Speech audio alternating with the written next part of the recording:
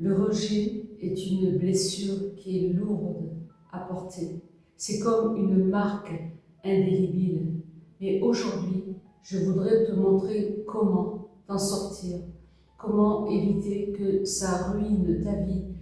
Il y a des choses simples à connaître, comme par exemple, la première solution, c'est d'accepter cette vérité que ça fait mal.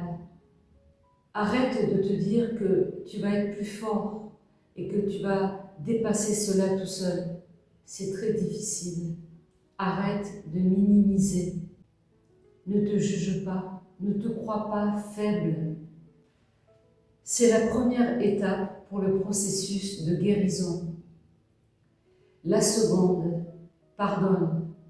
Pas pour eux, pour toi. Tant que tu porteras la rancœur, c'est toi qui resteras prisonnier. Parce que eux, ils continuent leur vie sans toi. Pardonner, ça ne veut pas dire que ce qu'ils ont fait était bien. Pas du tout. C'est juste refuser de porter leur poison pour le reste de ta vie. Libère-toi, pas pour eux, pour toi, afin que tu trouves le chemin de la restauration et de la guérison totale. La troisième vérité, tu dois laisser au Christ ce que tu portes tout seul, parce que tu ne peux pas guérir par toi-même. Il te faut de l'aide. J'ai essayé moi-même, et je peux te dire que ça ne marche pas. J'ai même essayé, croyant avoir des amis, demander secours. Ça ne marche pas. La seule personne présente à côté de toi, que tu connais ou que tu ne connais peut-être pas encore, peut t'aider. Elle se nomme Jésus-Christ.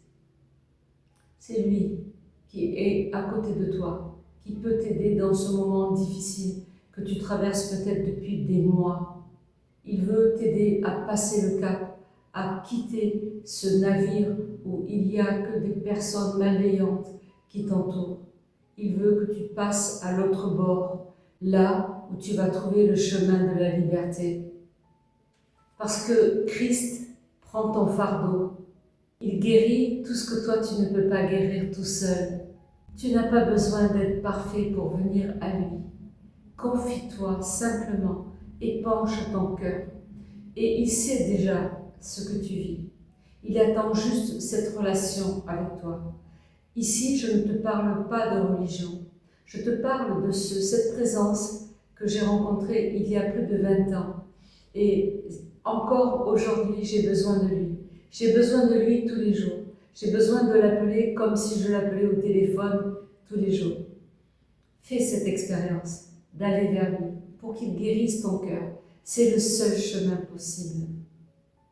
Il est le chemin, la vérité et la vie. Et il a dit que nul ne vient au Père que par lui. Alors, fais-lui confiance. Épanche ton cœur. Dis-lui ce qu'il y a sur ton cœur. Parce que, bien qu'il le sache, il a besoin de cette relation d'intimité avec toi, comme si tu le faisais avec un ami en qui tu as confiance.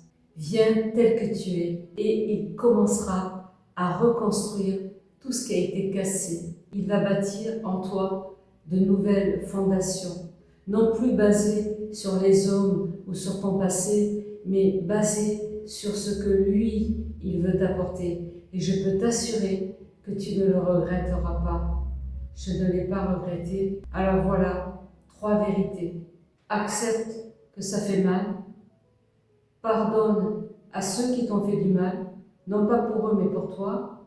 Et donne à Christ ce que tu ne peux plus porter, parce qu'il a dit « Venez à moi, vous tous qui êtes fatigués et chargés, et je vous donnerai du repos. » Son joug est doux et son fardeau léger. Laisse-lui la place dans ton cœur. Laisse-le prendre ton sac à dos lourd de ton passé. Et tu verras comment ta vie va changer. Crois-le. Si tu ne me crois pas, moi, parle-lui. La prière, c'est une parole qu'on lui adresse. Alors, fais-le comme s'il était à côté de toi. Là, tu vois, je te parle, tu n'es pas là. Tu es cette personne en qui j'ai envie de partager. Eh bien, le Christ, c'est pareil. Il est là pour t'écouter, pour entendre ce qu'il y a dans les profondeurs de ton cœur. Cela peut être doux, comme cela peut être violent, cela peut être de la colère. Il entend tout ce que tu dis. Ne crains pas d'épancher ton cœur. Il sait déjà les sentiments qui t'animent. Il t'aime tel que tu es. Il attend de toi cette relation de cœur à cœur. Alors, va, fais-lui confiance, avance et tu verras que ta vie va changer avec ces 3 vérités. La première, c'est de ne pas nier que ça fait mal d'être rejeté. La seconde est de pardonner ceux qui t'ont fait du mal. Non pas parce que tu as de la faiblesse, mais parce que tu veux avancer toi-même et te libérer d'une prison dans laquelle on voudrait te mettre. Et la troisième, c'est de confier ta vie au Seigneur Jésus-Christ, qui t'aime d'un amour éternel, qui est là pour toi, qui attend juste que tu lui fasses confiance. Et je suis peut-être ce canal pour toi d'aller vers lui.